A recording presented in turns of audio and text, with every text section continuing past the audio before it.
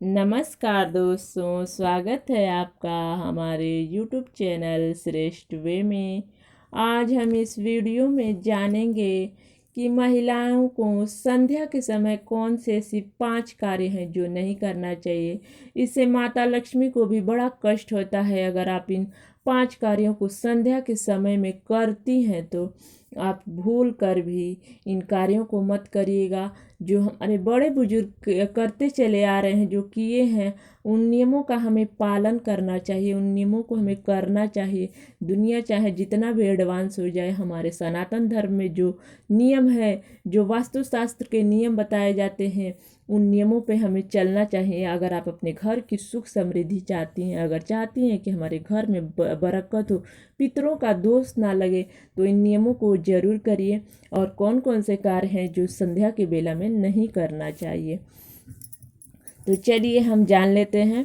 पहला है कि संध्या के समय में कभी भी आपको अपने मुख्य दरवाजे पे यानी अपने दहलीज पे, अपने चौखट पे कभी नहीं बैठना चाहिए, क्योंकि संध्या का जो बेला होता है माता लक्ष्मी के आने का समय होता है। और अगर आप अपने मुख्य दरवाजे पे बैठी रहेंगी तो माता लक्ष्मी का आगमन नहीं होगा, वो रुष्ट कर चली जाएंगी और उस समय आपके घर में दरिद्रता प्रवेश कर लेगी। तो आप अपने घर के बड़े बुजुर्ग जो भी हों, बच्चे हों, खुद भी आप इन चीज़ों को, इन बातों को याद रखिए। अपने मुख्य दरवाजे पे कभी मत बैठिए, अपने घर के मुख्य दरवाजे पे यानी चौखट पे मत बैठिए भूल कर भी।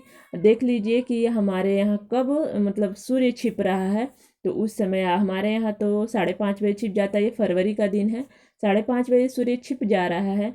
और 6:30 बजे तक आप इन बातों को थोड़ा ध्यान रखिए कि मुख्य दरवाजे के दहलीजों पे मत बैठिए, ठीक है।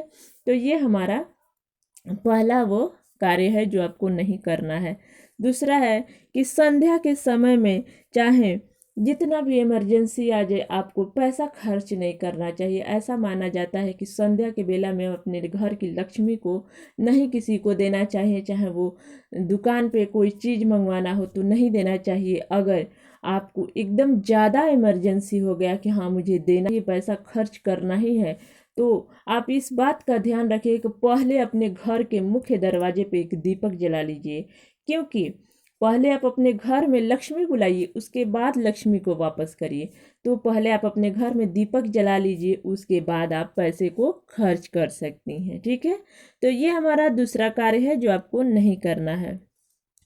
तीसरा है कि स्त्रियों को इस बात का हमेशा ध्यान रखना चाहिए, जिनके बच्चे छोटे हैं और जिनका मतलब 6 महीने का है, 7 महीने का, 2 महीने का, उन स्त्रियों को मैं बताना चाहती हूँ, चाहे जिसके बड़े भी बच्चे हों, चाहे ये नियम खुद के लिए भी लागू होता है कि स्त्रियों को इस बात को हमेशा ध्यान रखना चाहिए कि संध्या के बेला में अपने बच्चे को सोते मत छोड़िए।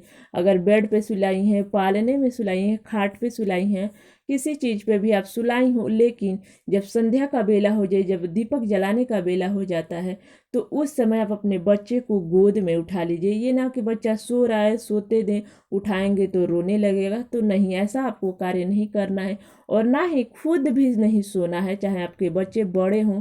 अब देख लीजिए कि अब संध्या होने वाला है, शाम का समय होने वाला है, तो आप अपने बच्चे को उठा दीजिए। अगर आपका छोटा बच्चा है तो आप खुद भी उठा सकती हैं, या अपने घर के कोई भी सदस्य को उठा के दे दीजिए कि कुछ देर के लिए हमारे बच्चे को पकड़ लीजिए।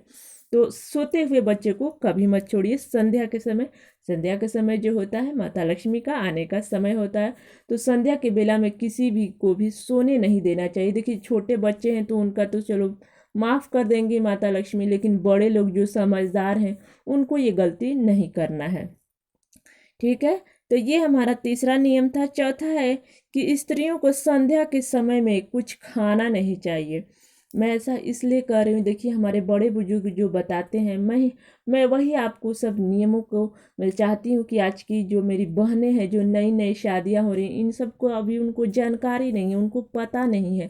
तो इन सब बातों को जानना बहुत ज़रूरी है, क्योंकि मेरी बहुत सी ऐसी बहनें हैं कि सोचती हैं कि मैं इतना पूजा पाठ तो कर रही हूँ, लेकिन फिर भी हमारे घर में बरकत नहीं है, सुख समृद्धि नहीं। किस बात का हमारे घर में दुख हो रहा है, किस चीज़ की कमी से हमारे घर में इतना कलेश है, इतना दुख है। तो इन छोटी छोटी गलतियों की वजह से ही आपके घर में हमेशा सुख समृद्धि जो होता है इसका कमी रहता है। तो स्त्रियों को शाम के समय में कभी भी कुछ खाना नहीं चाहिए। ऐसा मैं इसलिए कह रही हूँ कि जो हमारे पूर्वज जो मरे लोग हैं उनको ऐसा माना जाता है कि कहते हैं भगवान कि आज तो तुम्हारे घर के सदस्य लोग पहले ही खा लिए हैं, आज तुम्हें खाना नहीं मिलेगा। और एक बात और ध्यान रखिए कि जिनके बच्चे होते हैं, मृत्यु हो जाती है, जिनके छोटे बच्चे होते हैं 6 महीने 7 महीने, देखिए अगर उनकी मृत्यु हो जाती है, उन माँओं को मैं बता देना चाहती हूँ कि उन माँओं को खास करके नहीं खाना चाहिए, क्योंकि भगवान कहते हैं कि आज तुम्हारी माँ ने तो संध्या बेला में ही खा लिया है, आज तुमको खाना नहीं मिलेगा।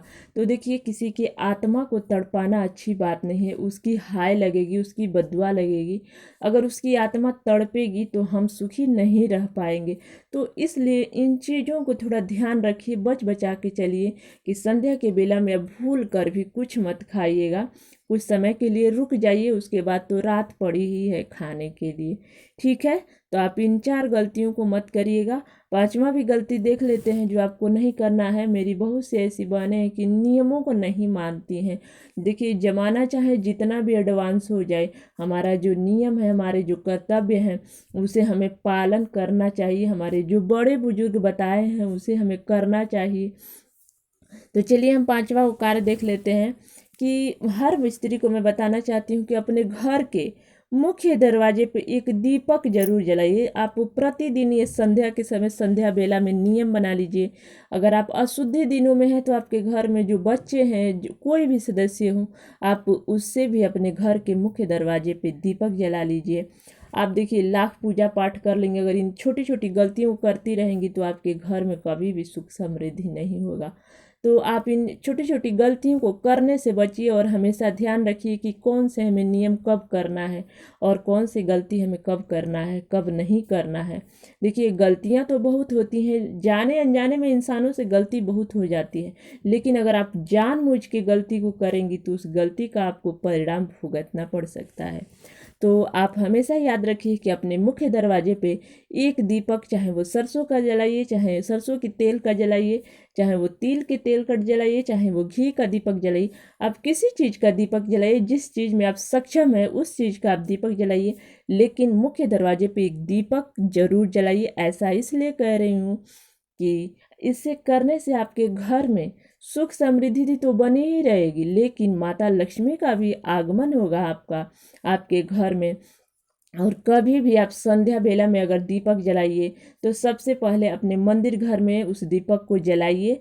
उसके बाद से उसको अपने हाथ में लेते हुए, अगर आपके पास घंटी है तो घंटी बजाते हुए आप पूरे घर में लक्ष्मी माता का नाम लेते हुए आप पूरे घर में दीपक को दिखा दीजिए।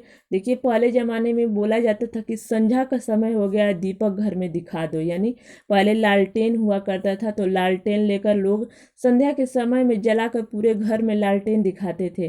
पहले ये लाइट वगैरह का व्यवस्था नहीं था, तो पहले लोग दीपक जला के पूरे घर में, मतलब लक्ष्मी माता का आगमन कराते थे पूरे घर में दीपक को दिखा के, और ओम लक्ष्मी नमो नमः, ओम लक्ष्मी नमो नमो का मंत्र करते हुए, घंटी बजाते हुए, वो माता लक्ष्मी का आह्वान करते हुए, इनका आगमन करते हुए माता लक्ष्मी को बुलाते थे कि हे लक्ष्मी माता आपका आगमन हो हमारे घर में। तो इसी तरह करते हुए आप अपने मुख्य दरवाजे पे एक दीपक जरूर जलाइए। संध्या के बेला में आप ये नियम बना लीजिए कि हमें ये कार्य करना है तो करना है, और अपने मुख्य दरवाजे पे दीपक रखते हुए माता लक्ष्मी को प्रणाम करिए, और साथ में विष्णु भगवान का भी आप वहाँ पे नाम ले लीजिए।